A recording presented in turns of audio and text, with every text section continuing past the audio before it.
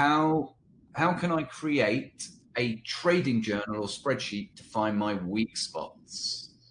Ooh. We love a spreado. We do. We do. It's quite sad. Sad, isn't it? Okay. So sorry, I don't know. Is that Dehante? Dehante, yeah. Dehante. Great name. Yes, looks Spanish. Dehante. So what I suggest is just keep a basic spreadsheet.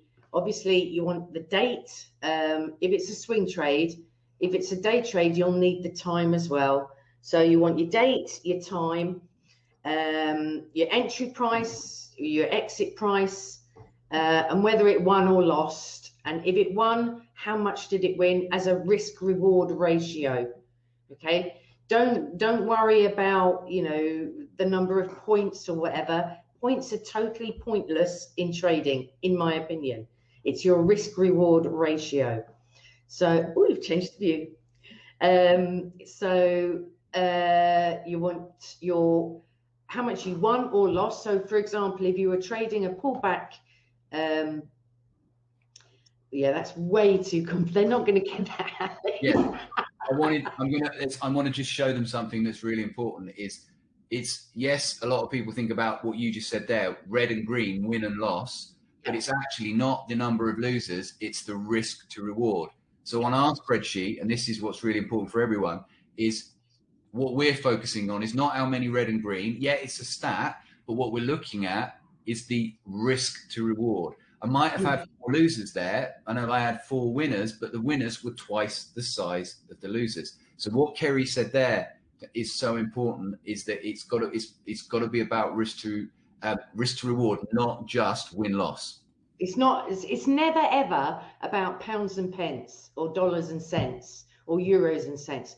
That's totally irrelevant in trading backtesting.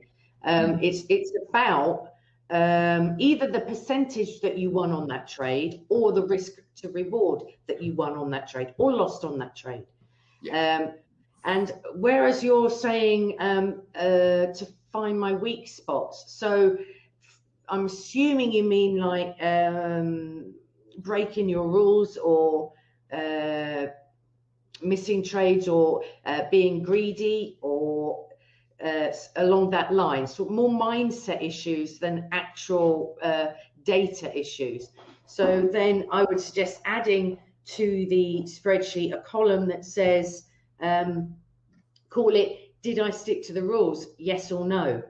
And that way, if you stuck to the rules, it's a yes, and so on and so forth. And then at the end of the month or quarter or however often you're going to analyze your data, you just filter out the ones that say, no, I didn't stick to my rules.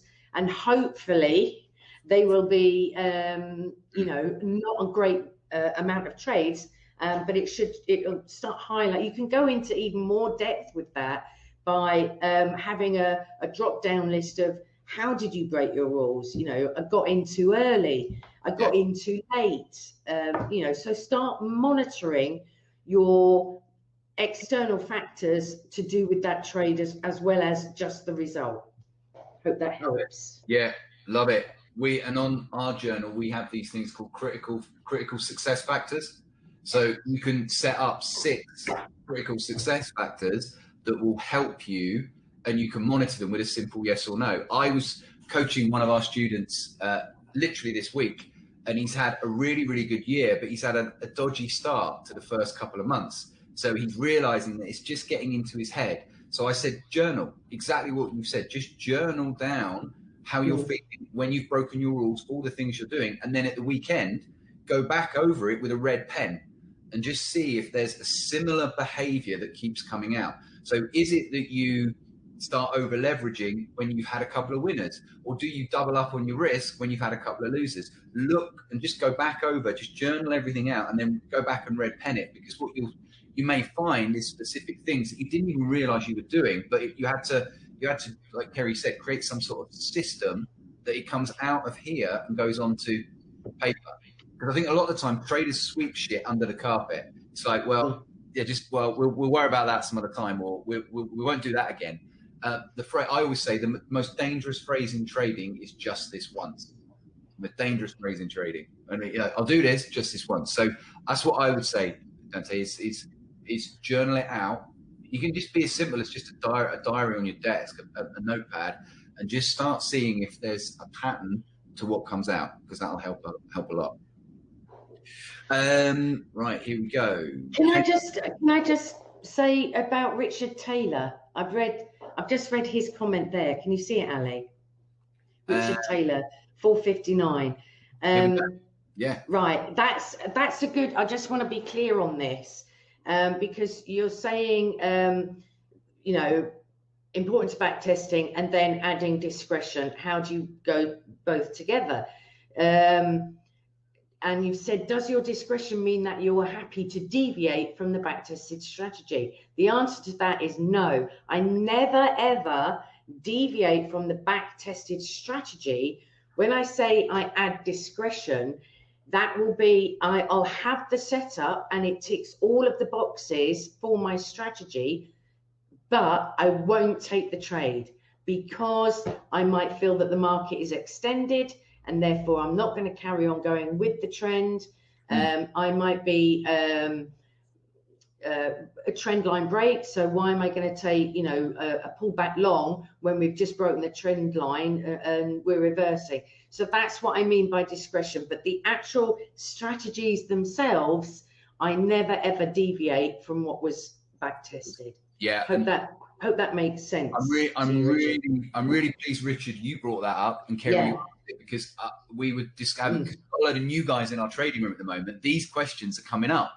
So I did a whole training session on this. So my view is, as an experienced coach, and the same with Kerry, is most traders, you end up using discretion. Now, when we say discretion, we don't mean that you use a 15 moving average pullback. On Tuesday, you decided to use fibs for the pullback instead. We're implying that the trader is following the criteria that's been tested, but sooner or later, they don't place the trade because they've had 4 losers and they're feeling fearful, or they double up on risk, or they end up using discretion badly because they're reactive to what's going on. So our philosophy at TSC is, the chances are you're going to use discretion at some point, or it's going to happen anyway. You might as well create a process around it. So I actually, in that training session, used you as an example, Kerry, and said Kerry might not take the 4th pullback at 4:30 or 4 o'clock on a Thursday because she's had 3 winners on the DAX. It's at a daily resistance, and the market has done 200 points out of an average ATR of 150. So she's going to say, the strategy's setting up. I'm not deviating from the strategy criteria, but I'm just not going to trade it because I'm going to use my discretion and say, I've had 3 winners. It's the end of the day. And this is why data is so important, because if at any point Kerry can compare her discretion relative to the result. And that's why I said she has to earn it. So one of our big things is we get traders, when they come on board, to use very little discretion at the start, because they haven't had the experience of the strategy and they haven't necessarily got to know that market. So that's why we say you've got to earn the right to use discretion, because it takes the experience. And also, people's natural instinct is to think that their discretion is better than it actually is. Yeah. And so what I get the guys in the room to do is I get them to actually measure their discretion. So they log everything, every setup, strict criteria, every setup, and then they'll say whether they would have taken the trade or not. And if not, why not? So what was the discretion? And we break it down into different areas. And it's quite shocking, I think, for 90% of them to see that actually their discretion is it's working against them initially, because you have to, it comes from hours and hours and days and years of experience. And you're not going to pick up discretionary skills within a few months. You've got to build them up slowly. So it's our job, I feel, to tackle one area of discretion at a time, get that nailed, and then add another one on, get that nailed, rather than try and think, oh, well, Kerry said this and this and this, so I'm going to do that. but I might not have said the whole picture or something along that line. So, but don't beat yourself up. I think it's great that people try and add discretion, but you have to be aware of whether it's working for you or against you. And the only way you can prove that for sure is to log all the data and compare the results. Yeah, log all the data and have somebody ask questions that make you accountable